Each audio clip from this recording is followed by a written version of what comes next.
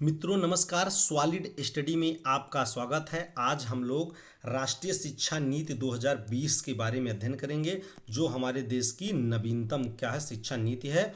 तो चलिए, हम लोगों को ध्यान देना है मित्रों कि हम लोगों ने पूरी शिक्षा नीति का अध्ययन करके जो इसमें से मेन पॉइंट था उसका नोट्स तैयार कर लिया है। और ये आपकी परीक्षा की दृष्टि से बहुत ज़्यादा इंपॉर्टेंट होने वाला है कि आपको ज़्यादा मेहनत भी ना करना पड़े, ज़्यादा टाइम भी ना वेस्ट करना पड़े और आपको पेपर में क्वेश्चन मिल भी जाए। तो चलिए हम लोग इसको स्टार्ट करते हैं, देखते हैं।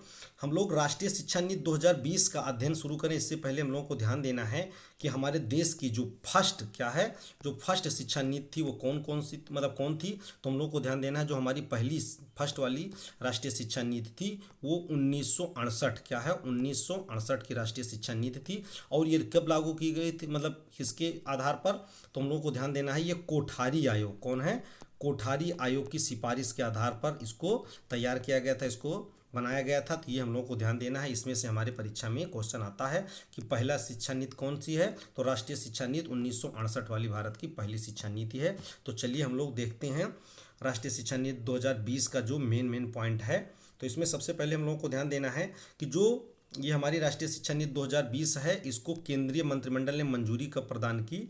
तो ये हम लोग को डेट याद रखना है कि 29 जुलाई 2020 क्या है 29 जुलाई 2020 को केंद्रीय मंत्रिमंडल द्वारा इसको मंजूरी प्रदान की गई। और इसका लक्ष्य क्या रखा गया, इसका लक्ष्य रखा गया है कि देश के विकास के लिए जो भी अनिवार्य आवश्यकताएं हो, शिक्षा ऐसी हो कि उसको वो पूरा कर पाए। उसके बाद में यह जो नई शिक्षा नीति है हम लोगों को ध्यान देना है, ये 34 साल बाद क्या है, जो 34 साल पुरानी शिक्षा नीति हमारी थी राष्ट्रीय शिक्षा नीति 1986, उसी को रिप्लेस करके ये आई है। मतलब जो 34 साल पहले हमारी राष्ट्रीय शिक्षा नीति 1986 थी उसी के स्थान ये लेगी। कौन लेगा, तो राष्ट्रीय शिक्षा नीति 2020। ये हम लोगों को ध्यान देना है।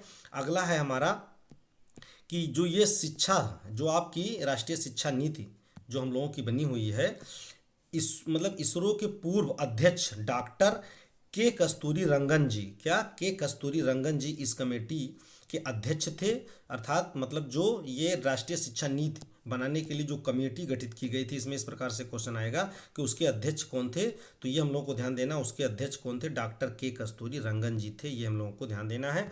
और ऐसे भी पूछ लिए अगर कि राष्ट्रीय शिक्षा नीति के लिए कौन सी कमेटी गठित की गई थी, तो हम लोगों को ध्यान देना है कि इसके लिए डॉक्टर के कस्तूरी नंदन की अध्यक्षता में कमेटी गठित की गई थी। उन्हीं के नाम पर रखा गया था के कस्तूरी रंगन कमेटी। आगे हम लोगों को ध्यान देना है इसमें क्या किया गया नई शिक्षा नीति में, जो मानव संसाधन विकास मंत्रालय था, अभी तक जो मानव संसाधन विकास मंत्रालय था उसका नाम बदल करके अब क्या कर दिया गया है, शिक्षा मंत्रालय। क्या कर दिया गया है, शिक्षा मंत्रालय कर दिया गया है। अब जो मानव संसाधन विकास मंत्रालय था अब वो शिक्षा मंत्रालय के नाम से जाना जाएगा। ये हम लोग को ध्यान देना है। इससे पहले भी मित्रों हम लोगों को ध्यान देना है, जो मानव संसाधन विकास मंत्रालय है इससे पहले इसका नाम शिक्षा मंत्रालय ही था। लेकिन क्या क्या हुआ कि 1985 में, क्या 1985 में पूर्व प्रधानमंत्री राजीव गांधी जी जो थे, उनके कार्यकाल में जो शिक्षा मंत्रालय था इसको ज़्यादा ब्रॉड बनाने के लिए शिक्षा मंत्रालय का नाम बदल करके मानव संसाधन विकास मंत्रालय, क्या नाम, मानव संसाधन विकास मंत्रालय कर दिया गया था। जो अब फिर बदल करके क्या कर दिया गया है, अब फिर बदल करके शिक्षा मंत्रालय होगा। ये हम लोगों को ध्यान देना है। आगे हम लोगों को ध्यान देना है कि इसमें जो नई शिक्षा नीति है इसमें शिक्षा पर जीडीपी का 6%, कितना, जीडीपी का कितना 6% तक खर्च करने का लक्ष्य रखा गया है। कि अगर कोई पूछे शिक्षा पर अब जीडीपी का नई शिक्षा नीति के अनुसार कितना लागू किया जाएगा, कितना खर्च किया जाएगा, तो हम लोगों को ध्यान देना है 6% तक खर्च करने का लक्ष्य रखा गया है। और अब तक ये कितना था, जो खर्च था ये 4.43% तक ही था। अब इसको बढ़ाकर लक्ष्य कितना कर दिया गया है, 6% तक कर दिया गया। ये हम लोगों को ध्यान देना है। इसमें समग्र शिक्षा, जो नई शिक्षा इसमें समग्र शिक्षा को बढ़ावा देना है। और इसके तहत क्या है, इसके तहत वर्ष 1935 तक, कितने तक, वर्ष 1935 तक जो उच्च शिक्षा में पंजीयन मतलब पंजीकरण हो रहा है उसको 28.3% से बढ़ाकर 50% करने का लक्ष्य रखा गया है। कि उच्च शिक्षा में कम से कम जो लक्ष्य हो हमारा पंजीयन का पढ़ने का, कहने का मतलब दर हो स्टूडेंटों का, कम से कम आधे लोग जरूर उच्च शिक्षा तक जाएं, ये हम लोगों को ध्यान देना है। तो उच्च शिक्षा का लक्ष्य कितना रखा गया है, तो 50%। अभी तक कितना था, तो 28.3%, ये हम लोगों को ध्यान देना है। आगे हम लोग देखते हैं कि वर्ष 2030 तक स्कूलों में 100% स्कूल स्तर पर, ये तो उच्च शिक्षा की बात थी, क्या थी ये, उच्च शिक्षा की बात थी, 35% वाला, मतलब 2035 तक। और जो 30 तक लक्ष्य रखा गया, जो स्कूलों में स्कूल स्तर पर 100% मतलब 100% बच्चे, कोई निरक्षर न रहे, 100% बच्चे आए। अर्थात 2030 तक सरकार का ये कहना है कि स्कूल में 100% तक, मतलब 100% तक नामांकन करने का लक्ष्य रखा गया है। कब तक, वर्ष 2030 तक, ये हम लोगों को ध्यान देना है। और उच्च शिक्षा में 35% तक, 50% तक पंजीयन का लक्ष्य रखा गया है। अब आगे हम लोग देखते हैं कि जो स्कूलों में क्या है, स्कूलों में जो कक्षा 6 तक क्या है, जो क्लास 6 है, वहीं से ही स्कूल स्तर पर, ये हम लोगों को ध्यान देना है कि स्कूलों में छठवीं क्लास से ही क्या है, छठवीं क्लास से ही व्यावसायिक शिक्षा शुरू कर दी जाएगी, मतलब शुरू करने का प्रावधान है। कहने का मतलब है जो शिक्षा हमारी हो रोजगार परक हो, क्या हो, रोजगार परक न हो, ये ना हो कि बच्चे पढ़ने के बाद में फिर वैसे बेरोजगार घूमें। और इसमें क्या है, इंटर्नशिप की भी व्यवस्था की गई है कि जो बच्चा है उसको अगर जो भी शिक्षा दी जाएगी व्यावसायिक स्तर पर, उसका इंटर्नशिप मतलब उसका प्रैक्टिकल भी कराया जाएगा। ये कक्षा 6 से ही शुरू किया गया है, बहुत ही अच्छा प्रोग्राम है, ये हम लोगों को ध्यान देना है। आगे हम लोगों को देखना है कि त्रिभाषा फार्मूला क्या है, त्रिभाषा फार्मूला क्या है, भाषा चुनने का अधिकार होगा, किसी को भी त्रिस्तरीय जो फार्मूला बनाया जाएगा भाषा, उसमें भाषा चुनने का अधिकार होगा। और भाषा विवाद को खत्म करने के लिए क्या है, भाषा विवाद ना बढ़े, भाषा विवाद को खत्म करने के लिए कक्षा 5वीं और राज्य चाहे तो 8वीं तक, अगर राज्य चाहता है तो 8वीं तक की पढ़ाई मातृभाषा में हो सकेगी स्टूडेंटों की, अगर वहाँ का राज्य चाहता है। और 5 तक तो होना ही है, क्योंकि राज्य इसलिए बात है क्योंकि शिक्षा हम लोग जानते हैं कि समवर्ती सूची का विषय है। आगे हम लोगों को ध्यान देना है कि वर्ष 2030 के बाद 4 वर्षीय इंटीग्रेटेड बीएड वाले ही स्कूलों में पढ़ा सकेंगे। कहने का मतलब है जो स्कूल स्तर पर पढ़ाई होगी टीचर बनने के लिए, जो बीएड वगैरह होगा, उसके लिए इंटीग्रेटेड मतलब 4 वर्षीय बीएड हम लोगों को करना पड़ेगा, जिसको हम लोग क्या होगा 10+2 के बाद, मतलब 12वीं के बाद, जिसको हम लोग कह सकते हैं 12वीं के बाद आप लोग कर पाएंगे। तो ये स्कूल स्तर पर टीचर बनने के लिए होगा। उसके बाद में इसके अंतर्गत एक और होगा कि क्या है कि 2 साल की बीएड डिग्री भी चलती रहेगी, लेकिन ये उन लोगों के लिए होगा जो कुछ विशेष विषयों में स्नातक, कहने का मतलब जो स्नातक कुछ विषय स्तर पर किए होंगे उनके लिए होगा। और जो 10+2 लेवल पर करेगा उसके लिए 4 वर्षीय होगा। और जो पीजी लेवल पर, कुछ ऐसे स्टूडेंट होंगे जो पीजी लेवल पर, मान लीजिए वो पीजी लेवल पर अगर पीजी कर लिए हैं तो वो उनके लिए बीएड क्या होगा, 1 साल के लिए ही होगा। जो पीजी किए हैं ये कुछ विषयों के लिए होगा, अब देखना है लागू होने के बाद ये पूर्ण रूप से पता चलेगा। और ये जो 4 वर्षीय वाला है, जो ज़्यादातर लोग इसमें होते हैं, ये हम लोगों को ध्यान देना है। ये 2030 कहने मतलब 2030 के बाद स्कूलों में यहाँ से ही टीचर लिए जाएंगे। अब हम लोगों को ध्यान देना है जो हमारी शिक्षा प्रणाली का ढांचा है, क्या है, जो हमारी शिक्षा प्रणाली का ढांचा है वो अभी तक कैसा था, तो हम लोगों को ध्यान देना ये अभी तक हम लोगों की जो शिक्षा प्रणाली का फार्मूला था ये 10+2 मतलब 12th तक अगर हम लोग देखें तो ये 12th कैसा था, 10+2 की प्रणाली पर चल रहा था। इसमें क्या होता था, 1 से लेकर 10वीं तक बच्चा पढ़ता था, उसका क्लास 5 या मतलब 5 या 6 वर्ष की उम्र में उसका नाम लिख लिया जाता था। और वो 1 से लेकर 10 तक की क्लास पढ़ता था, तो 6 से 10 तक पढ़ेगा तो 16 साल के, लगभग 16 साल की उम्र में बच्चा हाई स्कूल 10वीं की कक्षा पास कर लेता था, ये हम लोगों को ध्यान देना है। उसके बाद में 12वीं में जाता था तो 11 और 12 2 साल का बच्चा, 16 से 18 मतलब 2 साल में, यह भी 18 साल की उम्र में, कहने का मतलब है कि बच्चा लगभग 12वीं पास कर लेता था, ये हम लोगों को ध्यान देना है। तो ये प्रणाली कैसी थी, 10 और +2 लेवल की थी, कि मतलब 12वीं तक की पढ़ाई बच्चा लगभग कितने उम्र में, 18 वर्ष की उम्र में पास करता था। और अब जो शिक्षा प्रणाली बनाई गई, नवीनतम जो बदलाव हुआ है, ये हम लोगों को ध्यान देना है। ये बदलाव है, यहाँ से क्वेश्चन काफ़ी पूछे जाते हैं परीक्षाओं में, हम लोगों को ध्यान देना है। तो ये बदलाव कैसा हो गया है, अब जो 10+2 था ढांचा पढ़ाई का, अब वो हो गया है 5 +3 + 3 + 4, इसको हम याद करने के लिए इसको हम लोग 53 34 भी कह सकते हैं। क्या कह सकते हैं? 53 34, या आप इसको अभी ऐसे भी याद कर सकते हैं, 5 + 3 + 3 + 4 कह सकते हैं। अब इसमें क्या है, इसका क्लासिफिकेशन कैसे किए हैं कि जो कहने का मतलब 5 साल की पहले शुरू वाली पढ़ाई 5 साल की होगी, जिसको हम लोग फाउंडेशनल कह सकते हैं या फाउंडेशन कोर्स कह सकते हैं। इसमें जैसे नर्सरी केजी वगैरह अभी चलते हैं, उसी का पार्टीशन है कि 3 साल, 5 साल में 3 साल बच्चा क्या करेगा, आंगनबाड़ी या जिसको हम लोग प्री प्राइमरी या बाल बाटिका कह सकते हैं, इसमें पढ़ेगा 3 साल तक बच्चा। और इसकी उम्र इसमें क्या होगी, 3 से 6 वर्ष के बच्चे, क्या 3 से 6 वर्ष के बच्चे होंगे। उसके बाद में 2 साल बच्चे क्लास, जब 3 साल पूरा कर लेंगे प्री प्राइमरी में, तो क्लास 1 में जाएंगे, 1 और 2 पढ़ेंगे। तो कहने का मतलब इसमें 3 + 2 ये प्री प्राइमरी वाला, और क्लास 1 और 2 मिलाकर ये 5 साल का आपका हो जाएगा।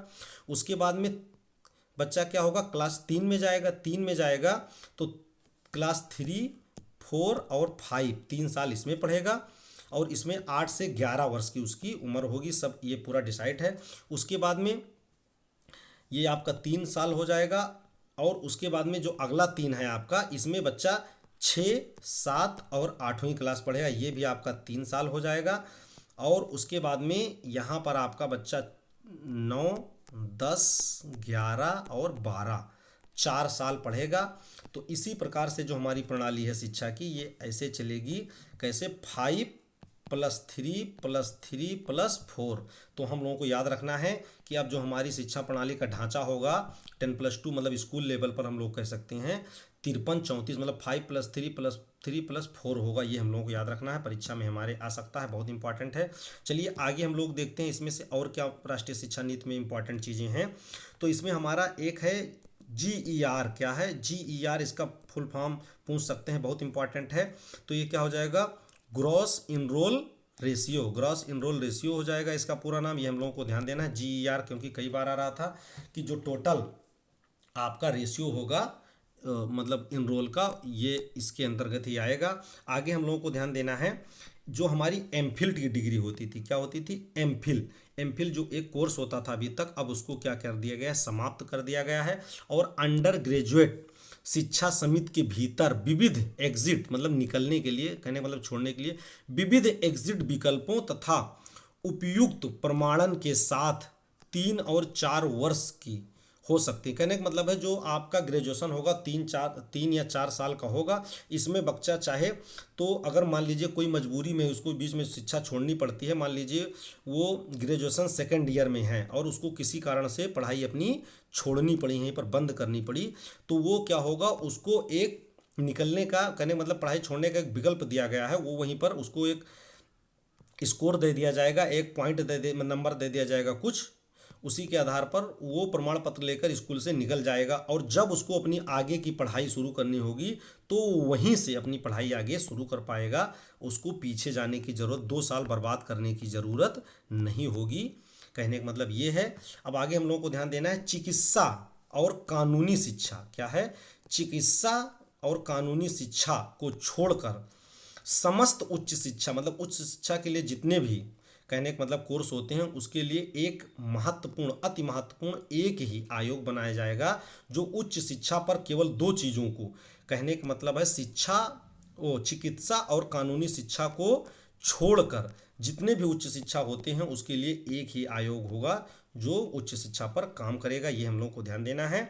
अगला है कि उच्च शिक्षा मतलब जो संस्थाओं में लगभग 3.5 करोड़, क्या है, 3.5 करोड़ नई सीटें जोड़ी जाएंगी। कहने का मतलब है जो उच्च शिक्षा संस्थान है उस पर क्या करेगा, चूंकि रेशियो उनको बढ़ाना है पंजीयन का, तो 3.5 करोड़ नई सीटें जोड़ी जाएंगी। इसमें कहने का मतलब यही है।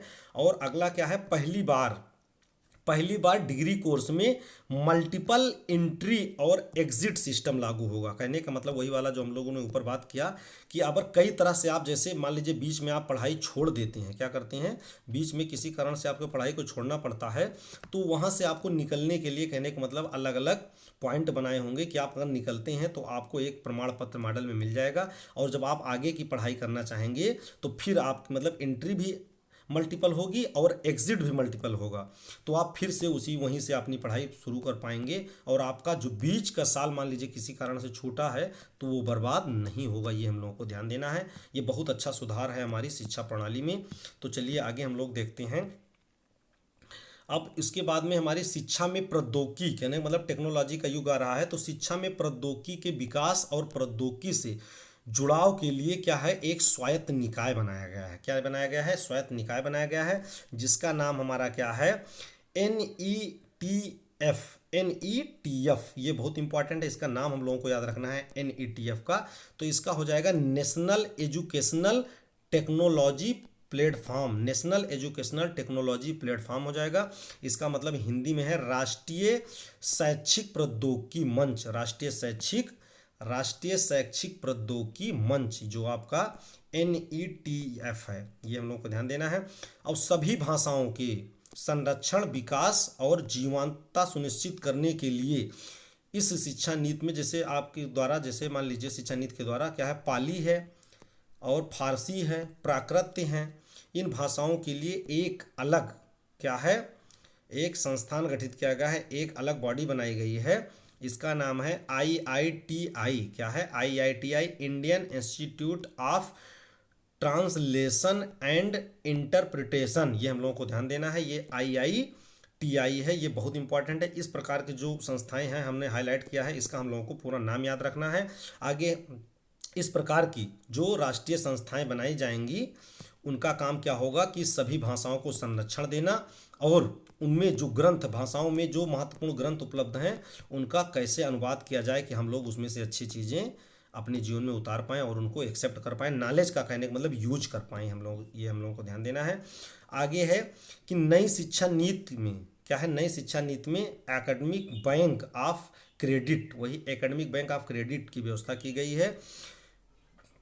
और इसमें क्या होगा, उच्च शिक्षा के दौरान जो छात्र कोर्स करेंगे उसके अंक के, मतलब कह रहा है कि उसके अंक एकेडमिक में उसके साथ, कहने का मतलब है कि जो आप ग्रेजुएशन करेंगे उसमें साल दर साल आपके अंक जुड़ते हुए चले जाएंगे और बाद में जो भी कोर्स आप करेंगे उसके आधार पर जॉब, जब नौकरी मिलेगी तो आपके अंक के आधार पर आपको वरीयता दी जाएगी जो भी आप कोर्स किए रहेंगे। ये हम लोगों को ध्यान देना है।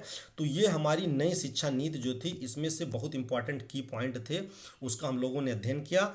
और हम लोगों को ध्यान देना है कि ये जो नई शिक्षा नीति है ये हमारी परीक्षा के लिए बहुत इंपॉर्टेंट है। तो हम लोग एक बार फिर से देख लेते हैं, जो हमारी पहली शिक्षा नीति थी कब लागू की गई थी या कौन सी थी, तो राष्ट्रीय शिक्षा नीति 1968 वाली थी, कोठारी आयोग के सिफारिश के आधार पर लागू की गई थी। ये हम लोगों को ध्यान देना है। तो चलिए हम लोग अपने अध्ययन को यहीं पर स्टॉप करते हैं मित्रों। हम लोग आगे के वीडियो में फिर मिलेंगे मित्रों। आप लोग पढ़ते रहिए ताकि आपका सिलेक्शन जल्दी से जल्दी हो जाए मित्रों। जय हिंद, जय भारत।